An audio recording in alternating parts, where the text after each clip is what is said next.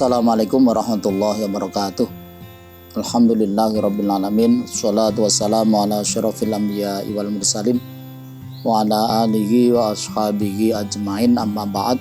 Usi min nafsi wa iyyakum bittaqwallah faqad fazal muttaqun.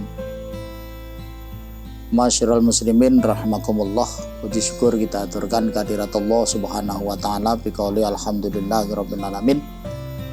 Shalawat dan salam mudah-mudahan tetap terlimpah tercurah pada Rasulullah Muhammad sallallahu alaihi wasallam. Kaum muslimin wal muslimat rahimakumullah.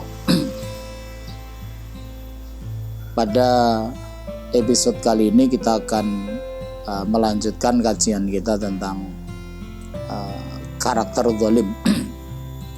Karena ini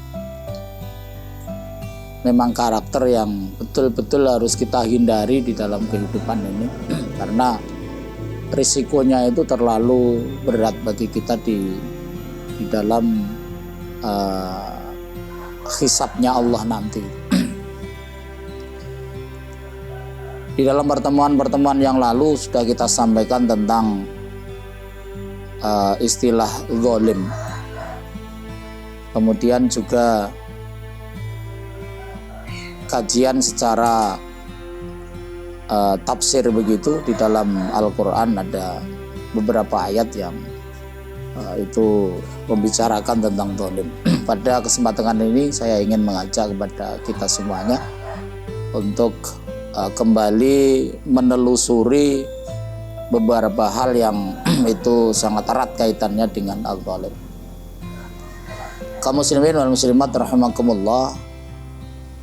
Kalau kita lihat dari sisi modelnya kezaliman itu, sesungguhnya kezaliman itu modelnya ada dua macam. Yang walaupun nanti sesungguhnya kezaliman itu sesungguhnya adalah sebuah karakter yang akan merugikan kepada pelakunya itu. Jadi apapun modelnya sesungguhnya nanti kembalinya kepada pelakunya itu, yang oleh Allah disebut kezaliman itu adalah zalimun li nafsihi. Itu sesungguhnya itu kezaliman kepada dirinya sendiri. Dari sisi bentuknya, zalim itu ada dua macam. Yang pertama zalim yang memang itu hanya terkait dengan dirinya sendiri. Kemudian zalim yang kedua ini adalah zalim yang di dalam pelaksanaannya itu bentuk atau model kezalimannya itu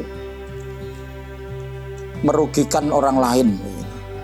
Kalau yang pertama tadi itu tidak merugikan orang lain tetapi hanya dirinya sendiri. Kemarin kita sampaikan bahwa kezaliman yang itu terhadap diri sendiri adalah kezaliman dalam bentuk kemaksiatan kita kepada Allah Subhanahu wa taala. Nah, kemudian yang kedua ini adalah kezaliman terhadap orang lain atau zalim li ghairihi. Jadi kezalimannya itu menyangkut pihak kedua, menyangkut orang lain dan begitu. Dan untuk yang kezaliman bentuk kedua ini sesungguhnya risikonya itu lebih berat daripada kezaliman dalam bentuk yang pertama. Kalau dalam bentuk yang pertama itu kezalimannya itu nanti akan berpengaruh kepada dosa kita yang langsung kepada Allah Subhanahu wa taala.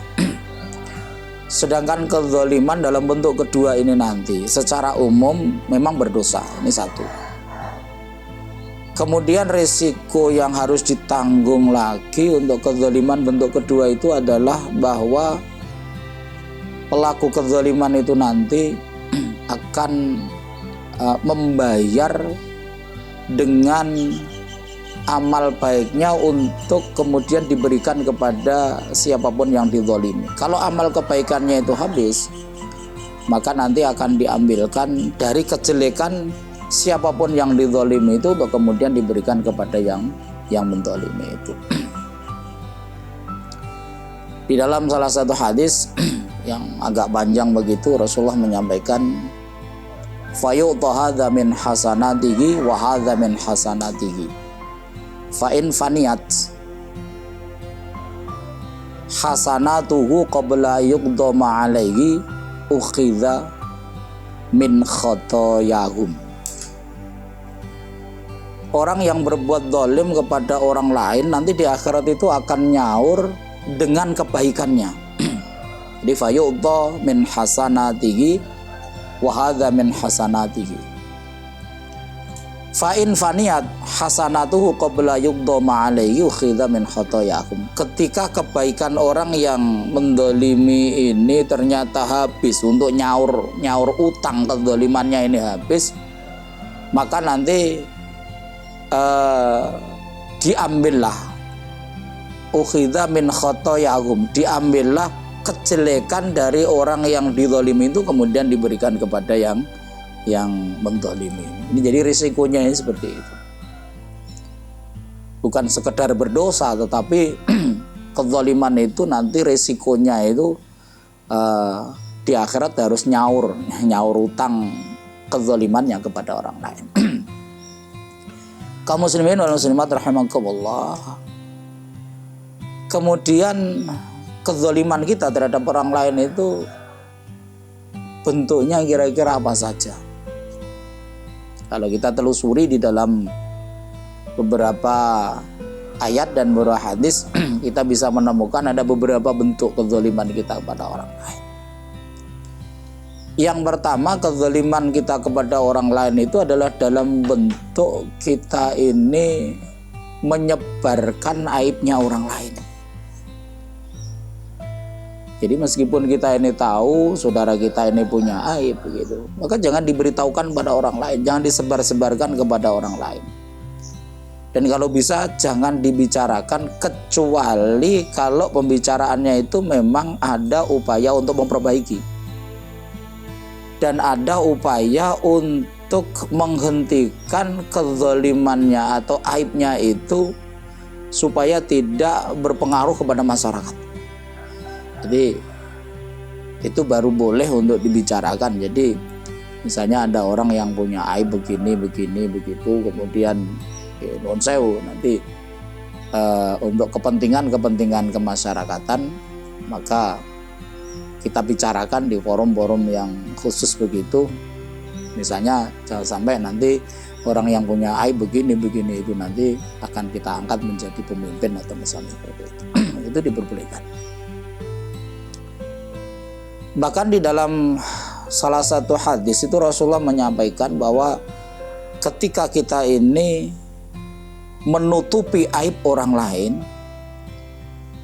maka nanti aib kita itu akan ditutupi oleh Allah Subhanahu wa taala di akhirat nanti.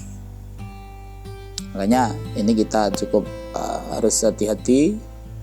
Jadi tidak boleh karena misalnya keinginan kita untuk menjatuhkan orang lain secara pribadi kemudian menyebarkan aibnya itu untuk orang lain kita sebarkan begitu. Tidak diperbolehkan. Itu bentuk kezaliman. Jadi menyebarkan aibnya orang lain untuk kepentingan pribadi kita, kecuali kalau untuk kepentingan kehidupan di masyarakat dan itu di forum-forum khusus begitu, itu tidak masalah. Kemudian yang kedua, bentuk kezaliman kepada orang lain itu adalah memfitnah orang lain. Memfitnah orang lain artinya menyampaikan informasi yang tidak benar dari orang lain kepada orang lain. Jadi kita buat semacam framing begitu, orang yang baik itu kita sampaikan pada orang lain bahwa orang yang baik itu adalah orang yang jelek dengan kriteria begini dan sebagainya. Ini masuk bagian dari kezaliman kepada orang lain ketika kita ini menyebarkan isu-isu yang tidak benar terhadap orang lain. Biasanya terkait dengan kepentingan tertentu begitu. Kemudian kita ini menjatuhkan orang lain itu dengan isu-isu berita yang bohong. Karena itu ketika ada apapun informasi yang menjelekkan orang lain, apalagi sekarang ini di medsos luar biasa, Jadi orang yang menjelekkan orang lain, sementara kita sendiri tidak tahu faktanya, maka jangan sampai kita ini dengan begitu saja mudah untuk meneruskan informasi-informasi yang belum kita yakini kebenarannya itu. Makanya dalam Al-Quran Allah sampaikan bahwa ketika kita ini mendapatkan informasi-informasi seperti itu, fatabayyanu, maka klarifikasilah, maka bertabayunlah, supaya apa yang kemudian kita share, kemudian kita sampaikan pada orang lain itu bukanlah sebuah fitnah. Kaum muslimin wal muslimat rahimakumullah. Kemudian bentuk yang ketiga dari kezaliman kita kepada orang lain itu adalah kita ini mengambil sesuatu yang bukan hak kita. Jadi sesuatu yang sesungguhnya itu haknya orang lain, kemudian dengan dalih macam-macam kita berupaya supaya sesuatu yang menjadi milik orang lain itu bisa menjadi milik kita. Mungkin dalam bentuk barang, mungkin dalam bentuk kedudukan, mungkin dalam bentuk kepercayaan di masyarakat. Ketika kita ini mengambil haknya orang lain, maka kita ini termasuk orang yang zalim. Makanya ketika kita ini di dalam kehidupan kita, jangan sampai nanti kita ini melakukan bentuk-bentuk kezaliman seperti itu. Kemudian yang keempat, bentuk kezaliman terhadap orang lain ini adalah dalam bentuk kita ini menyakiti secara fisik begitu. Jadi entah apa bentuknya, jadi menyakiti secara fisik begitu, ini termasuk juga kezaliman kepada orang lain. Kaum muslimin wal muslimat rahimakumullah. Kezaliman itu kalau kita mengacu kepada Al-Quran dan Sunnah, apalagi kezaliman kepada orang lain, ini yang paling banyak dilakukan itu adalah oleh pemimpin begitu. Yang paling banyak dilakukan melakukan kezaliman itu pemimpin. Makanya pemimpin yang adil itu adalah pemimpin yang tidak zalim kan begitu. Jadi kemarin kami sampaikan bahwa zalim itu kan watu syai'in bi mahalihi. Jadi kezaliman itu menempatkan sesuatu bukan pada tempatnya. Sementara kalau adil itu artinya ya menempatkan sesuatu pada tempatnya. Saya katakan seperti itu karena pemimpin yang adil itu mendapatkan jaminan yang luar biasa dari Allah Subhanahu wa taala. Karena Nabi mengatakan di salah satu hadisnya, sab'atun yudhilluhumullahu fi dhillihi yauma la dhilla illa dhilluh. Ada 7 kelompok manusia yang akan mendapatkan naungan dari Allah Subhanahu wa taala pada hari kiamat nanti, pada saat tidak ada naungan kecuali naungannya Allah Subhanahu wa taala. Itu 7, salah satu di antara 7 itu adalah imamun adilun, dan ini oleh Nabi ditempatkan di pertama. Jadi imam yang adil, pemimpin yang adil ini akan mendapatkan jaminan dari Allah, akan mendapatkan naungan dari Allah tatkala tidak ada naungan lain kecuali naungannya Allah. Yang kita harus hati-hati. Semua kita ini pada dasarnya adalah pemimpin secara pribadi, tetapi kita ini juga sering menyandang kepemimpinan atau menjadi pemimpin di tempat-tempat tertentu. Kalau suami menjadi pemimpin di keluarganya, kalau istri menjadi pemimpin dari anak-anaknya misalnya itu. Kalau ada Pak RT, ada Pak RW kalau misalnya di desa itu. Kemudian ada pejabat-pejabat tertentu yang itu menjadi pemimpin. Kita harus ingat bahwa pemimpin itu harus adil. Kalau tidak adil, maka nanti pemimpin itu pertama dia itu berdosa, kemudian yang kedua, mohon maaf, ini Rasulullah menyampaikan bahwa nanti bentuk kezaliman sejumlah apapun ia harus membayarnya dengan kebaikannya. Kalau kebaikannya itu habis digunakan untuk membayar kezalimannya, sebelum kezalimannya ini, dosanya itu bisa tertutupi dengan kebaikannya, maka nanti khotoyahum, kejelekan orang di mana kita ini mendolimi mereka, kejelekannya itu akan diberikan kepada orang yang mendolimi itu sampai tuntas terbayar bentuk kezalimannya. Ini monggo ini dikembangkan sendiri, karena setiap kita ini adalah pemimpin dan setiap pemimpin itu akan dimintai pertanggungjawaban oleh Allah Subhanahu wa taala. Kullukum ra'in wa kullukum mas'ulun an ra'iyatihi.